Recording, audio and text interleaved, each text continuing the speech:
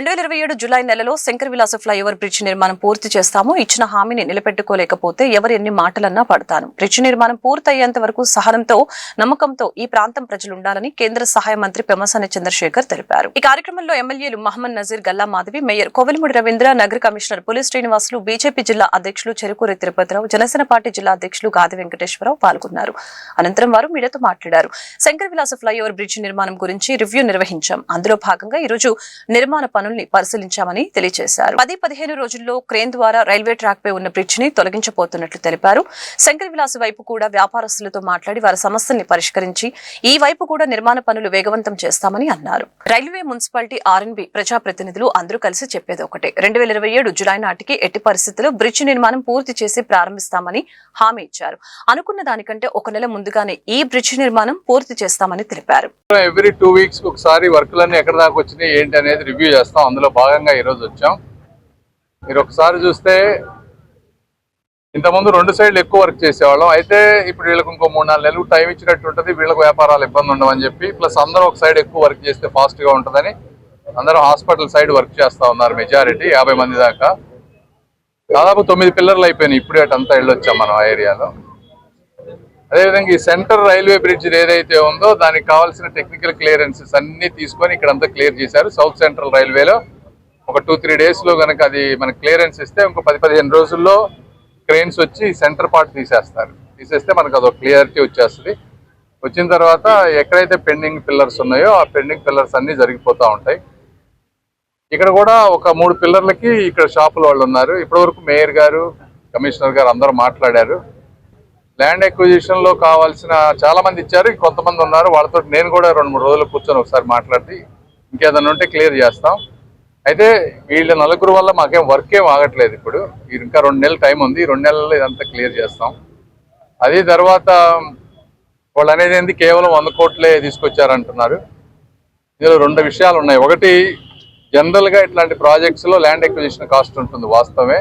అయితే మనం ఈ ప్రాజెక్ట్ పెట్టినప్పుడు Guntur municipal corporation land acquisition cost అంతా భరిస్తుంది అనే ఉద్దేశంతో మనం అది ల్యాండ్ టోటల్ ప్రాజెక్ట్ కాస్ట్లో పెట్టలేదు. అది ఒరిజినల్గా 100 crores ప్రాజెక్ట్. అది దానికి ఒక 10% ఎస్కలేషన్ ఛాన్స్ ఉంది, అంటే 110 కోట్లు.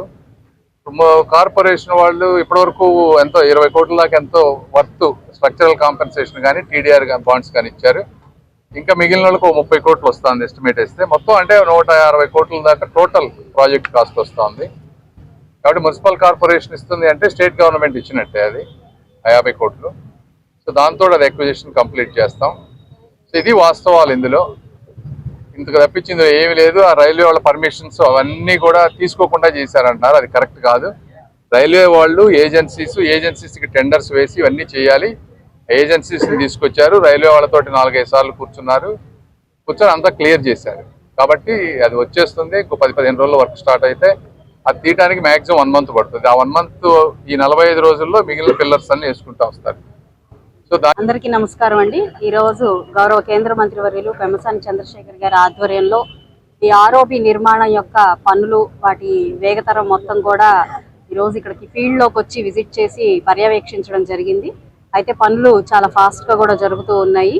ఎన్నో రకాలైన అడ్డంకులు, కారణాలు ఉన్నప్పటికీ కూడా ఈ పనులన్నీ కూడా శరవేగంగా జరుగుతున్నాయి. దానికి నిదర్శనంగా ఈరోజు అనేక అభిప్రాయాలతో, అనేక సమాధానాలతో మన ముందు పెమ్మసాని చంద్రశేఖర్ గారు ఇప్పటికే సవివరణ అందరికీ ఇవ్వడం జరిగింది.